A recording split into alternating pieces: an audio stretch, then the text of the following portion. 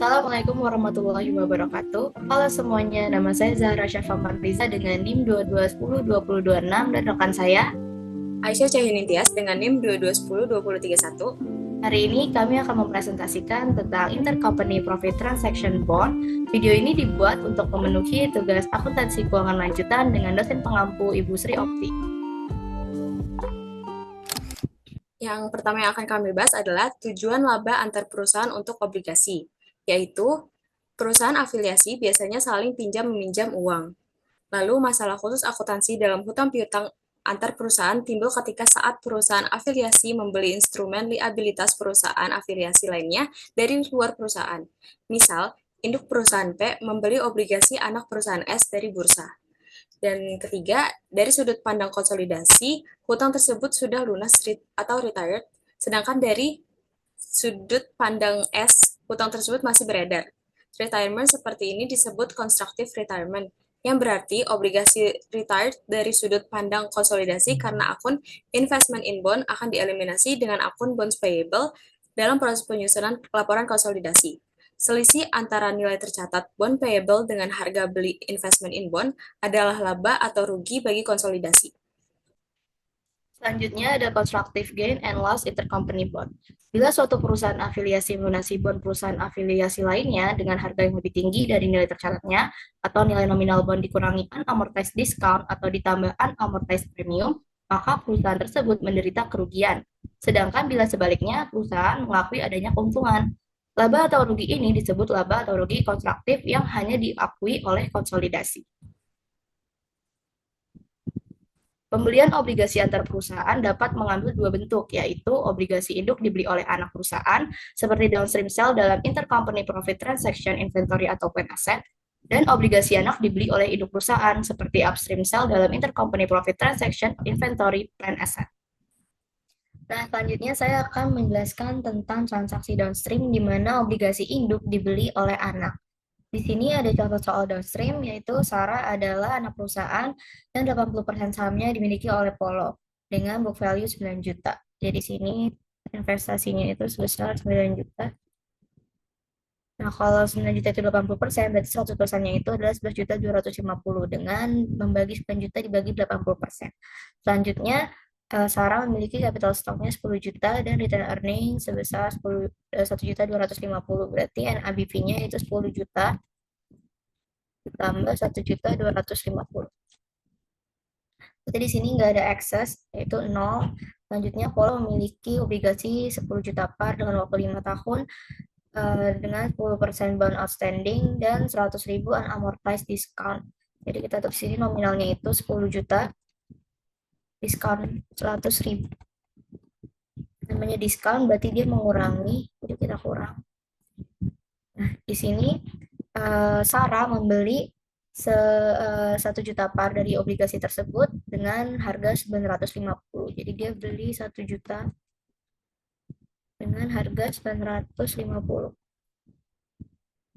Berarti ada diskon sebesar 50.000. Cara membeli 1 juta par, berarti berapa sih kepemilikan Sarah? Jadi kita hitung di sini dengan 1 juta dibagi total parnya 10 juta, berarti 10% kepemilikan Sarah dengan membeli 10% obligasi harusnya membeli seharga 990, tetapi Sarah membeli seharga 950, di mana maka terjadi constructive gain yaitu sebesar 40.000.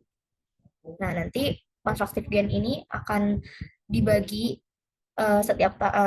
dibagi 5, yaitu setiap tahunnya akan berkurang sebesar 8.000. Kita beralih jurnal. Yang pertama kita catat dulu pembeliannya itu ya pada 2 Januari 2020, 10% bond payable yaitu 990.000, investment in Polo bondnya 950.000, dan gain on retirement of bondnya 40.000 sesuai sama pertanyaan tadi. Lalu kita beralih ke jurnal bondnya pada untuk 31 Desember 2020. Di sini pada Januari 2020 sudah kita catat ya sebesar ini. Kita langsung ke Juli karena baru untuk pembayaran pertama itu dilakukan pada Juli, yaitu interest expense pada cash. Jadi kita akan kali dengan sebesar parnya. yaitu dikali 10% dari bond outstandingnya, lalu dikali 6/12. Nah, kenapa dikali 6/12? Karena di sini tertulis bahwa interest is paid every 1 Januari dan 1 Juli, di mana artinya dalam 1 tahun itu terjadi 2 kali pembayaran. Makanya dibagi 6/12, karena pembayaran itu setiap 6 bulan sekali. Nah, selanjutnya untuk posisi Sarah itu cash pada interest revenue. Karena Sarah memiliki kepemilikan 10%, jadi ini tinggal kita kali dengan 10% sebesar 50.000. Selanjutnya interest expense pada bond payable. Nah, kenapa kita harus menjurnal interest expense pada bond payable? Karena di sini kan terjadi diskon sebesar 100.000, yang artinya bond carrying-nya itu menjadi 9.900.000. Nah, kita tuh harus menjurnal interest expense pada bond payable untuk menambah bond carrying value-nya, agar nanti saat jatuh tempo, bond carrying value-nya itu akan kembali lagi sesuai dengan par, yaitu 10 juta. Jadi setiap tahunnya akan kita tambah. Sebesar berapa pertambahannya? Yaitu dengan 100.000 diskon dibagi dengan 5 kali 2, yaitu 10.000. Ini kenapa dibagi 5 kali 2? Karena kan kita pembayarannya 2 kali, jadi dikali 2. Lalu untuk investment in bond, di Sarah ini juga dapat ada kena diskon. Jadi harusnya kan dia purchase-nya itu kan 1 juta, tapi dia itu catatnya ini di sini 950, maka kita juga harus menambah investment in bond untuk di posisi Sarah juga. Jadi di sini kita kalikan 50.000 dibagi 5 kali 2, sama seperti yang di sebelah. Oke. Untuk ke bawahnya itu sama, bedanya di sini pada Desember di Januari, karena kita harus mencatat kewajiban kita dan menerapkan accrual basis untuk mencatat pendapatan dan beban pada periode di mana mereka terjadi, terlepas dari kapan kas diterima atau dibayarkan. Jadi kita nyatatnya di Desember. Nah, di sini di Desember ini kita nyatatnya itu interest payable karena belum dibayarkan, belum tanggal pembayaran, karena pembayaran itu akan dilakukan pada Januari. Jadi kita nyatatnya interest payable. Sama juga untuk Sarah, jadi dicatatnya interest receivable karena dia juga belum menerima. Untuk bawahnya tetap sama jurnalnya. Lalu kembali ke sini untuk mencatat berapa sih akun-akun itu totalnya. Kita bisa menggunakan T account. Nah, di sini di sisi polo kita itu 10% bond payable, yaitu sebesar 9.920, karena tadi kita juga sudah menambah. Jadi 2 kali, jadi 9.920 totalnya. Untuk interest expense-nya juga kita udah di T account ini, kita pindah dari sini, kita dari jurnal kita pindahkan ke T account, jadi totalnya 1.020. Lalu investment in Polo bonds juga totalnya 960, dan interest revenue totalnya 120. Nah, di sini the work paper entries to eliminate atau eliminasi account-account bond tersebut. Jadi kita harus mengeliminasi nih account-account bond tersebut, karena namanya konsolidasi itu tidak boleh tercatat adanya transaksi jual beli dan juga keuntungan dari transaksi jual beli tersebut. Nah, selanjutnya, di sini bond payable-nya itu 992.000 itu didapat dari 9.920 dikali 10% kepemilikan Sarah. Selanjutnya, investment in Polo bond sesuai 960, gain on retirement of bonds-nya 32.000 dari yang saya jelaskan tadi, yaitu constructive gain-nya dikurang dari 8.000 yang per tahun itu. Lalu di sini ada interest revenue 110, interest expense dari 1.020 dikali 10%, dan gain on retirement of bonds-nya 8.000. Lalu ada interest payable-nya 50.000 dan interest payable 50.000. Jadi di sini kita akan dieliminasi. Jadi akan totalnya jadi 0. Nah, selanjutnya kita akan mencari tahu income from Sarah 2020. Di soal tertulis bahwa Sarah income for 2020 itu 100.000. Jadi kita tulis ini 200.000 dikali 80% sesuai dengan kepemilikan Polo terhadap Sarah, jadi 160.000. Lalu constructive gain, kenapa nih 100%? Ini yang membedakan transaksi downstream dan upstream. Untuk downstream ini dari induk ke anak berarti tidak dibagikan ke NCI, makanya dia 100%. Lalu selanjutnya piecemealnya juga 100%, makanya dapatlah 190.000. Nah, di sini juga 200.000 dikali 20% kepemilikan NCI, yaitu 40.000, dan constructive gain yaitu 0%, akibat karena dia sudah 100% di sini, jadi dia 0. Hasilnya nggak dibagikan. Nah, ini adalah jurnal untuk penjelasan di atas yang ini. Ini adalah jurnal eliminasinya nanti di work paper. Jadi income from Sarah 192.000 pada investment in Sarah. Kenapa nggak ada dividen? Karena di sini tidak di soal tidak dijelaskan berapa dividennya, maka kita bisa langsung seperti ini saja. Ini sesuai dengan income from Sarahnya, NCI share-nya juga sama. Lalu di sini kita akan mengeliminasi common stock, retain earning.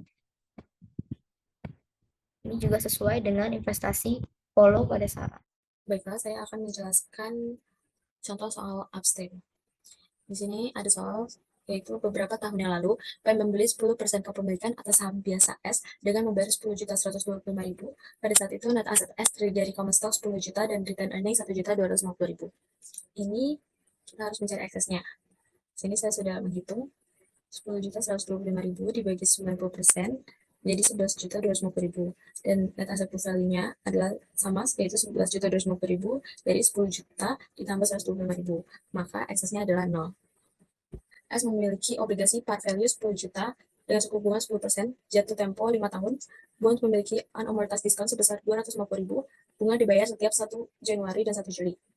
Nah, pada tanggal 2 Januari 2022, P membeli obligasi S melalui broker pada harga 5.200.000. Diketahui selama tahun 2022 net income-nya sebesar 750.000 dan tidak ada dividen yang dibagikan. Di sini kita akan mencatat obligasi yang diterbitkan S sebesar 10 juta. Lalu di situ tertera juga ada diskon sebesar 250.000. Kita akan menemukan book carrying value-nya yaitu 9.750.000. Ini dibagi dengan ini. Jadi saya tulis suku bunga 10%, jatuh temponya dalam 6 tahun. Saya membeli obligasi seharga 5.200.000 dan mendapatkan premi 200.000. Lalu dari ini kita menemukan constructive loss on bonds yang didapat dari book carrying value dikali nilai suku bunga dikurang harga beli. Jadilah constructive loss on bonds. Dan P yaitu selanjutnya kita akan masuk ke jurnal obligasi Desember 31 Desember 2022 dari S dan P.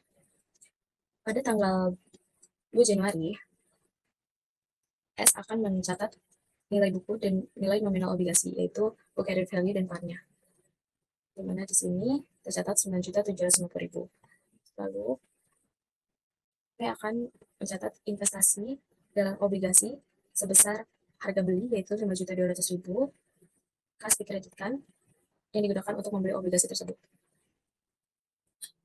Lalu kita masuk ke tanggal 1 Juli 2022, di mana pembayaran bunga yang merupakan beban bunga akan dicatat. Akunnya adalah interest expense pada cash dengan nominal 500.000. Nilai ini didapatkan dari nilai nominal obligasi yaitu 10 juta dikali nilai buku, lalu dikali 6/12 karena di sini dijelaskan bunga dibayar setiap tanggal 1 Januari dan 1 Juli. Balik ke P, jurnal yang P adalah penerimaan bunga yang merupakan pendapatan bunga akan dicatat, di mana jurnal ini adalah cash pada interest revenue. Nilai tersebut didapatkan dari harga beli akan dikalikan suku bunga dan dikalikan 6/12. Selanjutnya, pada tanggal yang sama, beban bunga tambahan akan dicatat, yaitu jurnalnya interest expense pada bond payable. Dengan nominal 25.000, nilainya dari diskon dibagi jatuh temponya itu 5 tahun, dikali 2 karena pembayaran dilakukan 2 kali dalam 1 tahun. Jadilah 25.000. Untuk yang P, pendapatan bunga yang diinvestasikan kembali dalam obligasi akan dicatat. Jadi interest revenue pada investment in bonds. Nilai ini didapatkan dari premi dibagi tahunnya 5 tahun, lalu dikalikan 2 kali, karena dibayarnya 2 kali dalam 1 tahun, berarti premium ini dibagi 10. Jadi seperti itu. Lalu yang terakhir pada tanggal 31 Desember, beban bunga yang diakui adalah 500.000, sama seperti ini. Yang dari yang tadi 1 Juli, kreditnya adalah interest payable.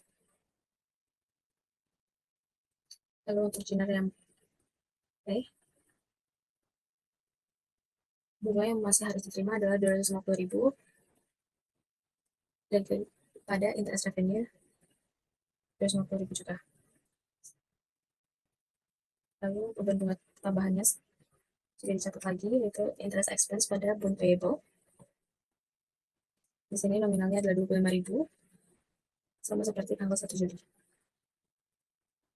Lalu pendapatan bunga yang diinvestasikan kembali dalam obligasi juga dicatat dengan akun interest revenue pada investment in bond. Nilainya juga sama seperti di tanggal 1 Juli. Semua yang ada di sini, yang ada di jurnal obligasi, akan dimasukkan ke dalam account.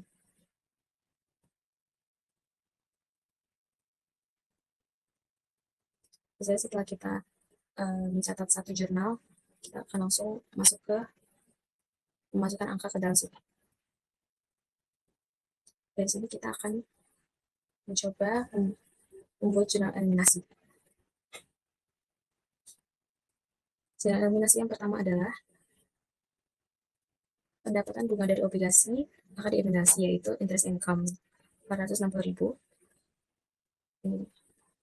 interest income atau revenue 460.000.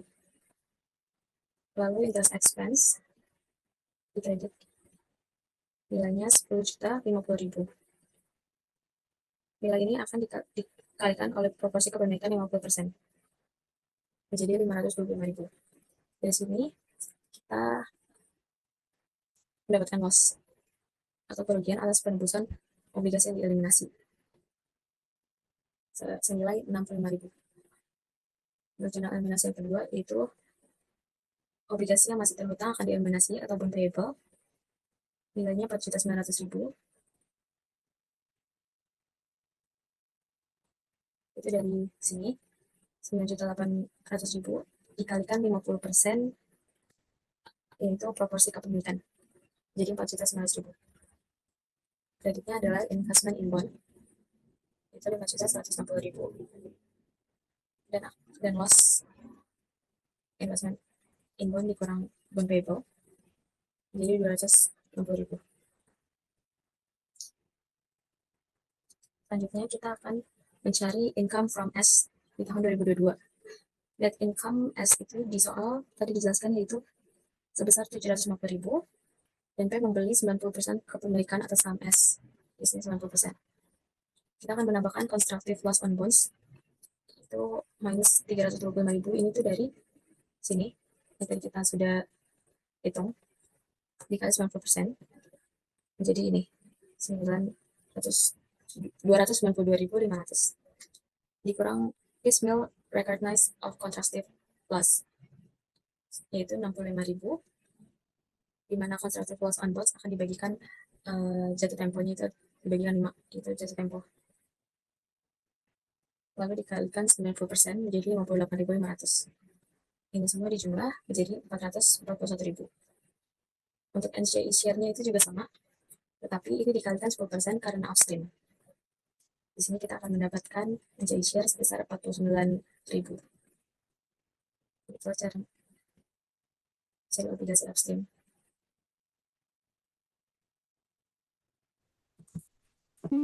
Terima kasih telah menonton video kami sampai habis. Kurang lebihnya mohon maaf. Wassalamualaikum warahmatullahi wabarakatuh.